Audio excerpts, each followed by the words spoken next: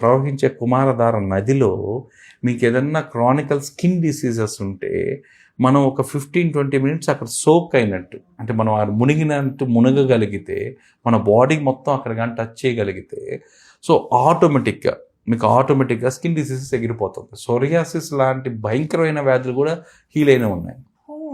Auto immunity disorder వల్ల కలిగే skin diseases ఏదైతే చైల్డ్లో, ఉమెన్లో, పెద్దవాళ్ళల్లో ఉంటుందో అది కూడా అక్కడ స్నానం ఆచరించడం వల్ల, అక్కడ కొద్దిసేపు ఆ నీళ్ళల్లో మనం ఉండడం వల్ల కూడా క్లియర్ అవుతుంది.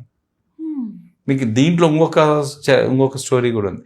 ఆ స్నానం చేసిన తర్వాత ఇంతవరకు ఎవరు డేర్ చేయలేదండి. అక్కడి నుంచి ఒక రాయిని కూడా మనం బయటికి తీసుకురాలేం. నదిలో ప్రవహించేలో ఉండే ఒక రాయిని తీసుకొని వస్తే కూడా భక్తుల ఎక్స్పీరియన్సెస్ ప్రకారం వెహికల్ యాక్సిడెంట్స్ కావడం, వెహికల్ డ్యామేజ్ అవడం, వెహికల్ రిపేర్ అవడం, ఆ క్షేత్రం నుంచి బయటికి రానిది. ఇది ఒక నానుడి.